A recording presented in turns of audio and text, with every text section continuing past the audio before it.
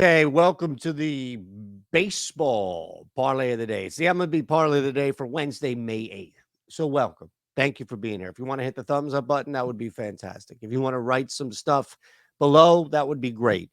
If you want to subscribe, I'll tell you why at the end of the video. So, at least I'll give you a reason, hopefully, at least.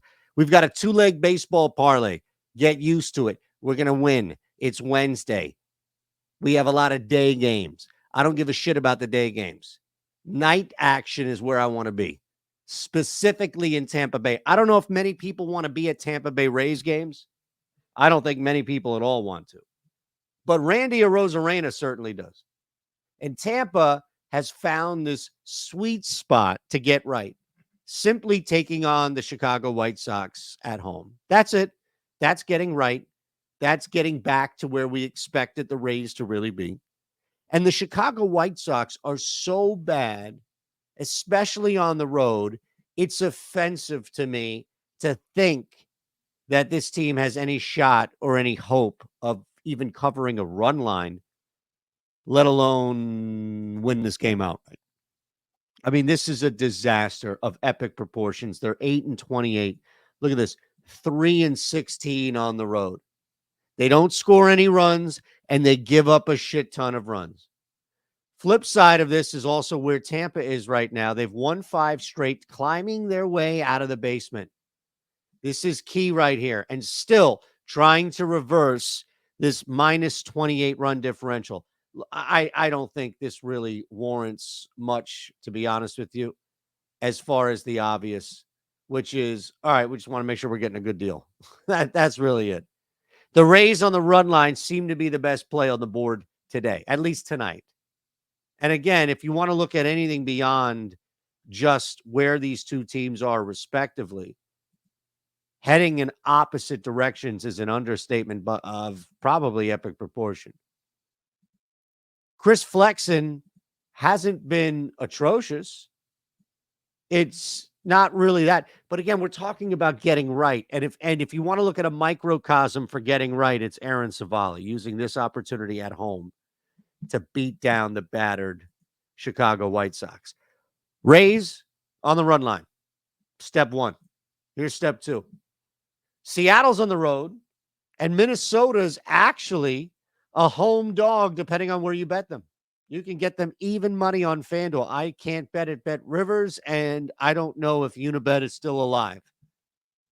So FanDuel for me at even money, if you'd like, you can take them at Bet Rivers at plus 102, except we're not betting the Minnesota Twins. Huh? Imagine that. We're betting Seattle on the road to win the game outright. I don't give a shit about the run line. That doesn't matter to me. That doesn't have any impact in this game. Seattle just winning.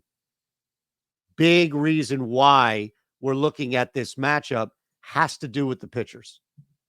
Has to do with the fact that we get now a pretty damn good opportunity here to fade a guy who, in Chris Paddock, is slowly, not drastically, but definitely slowly falling off the face of the earth. The numbers for George Kirby stand out.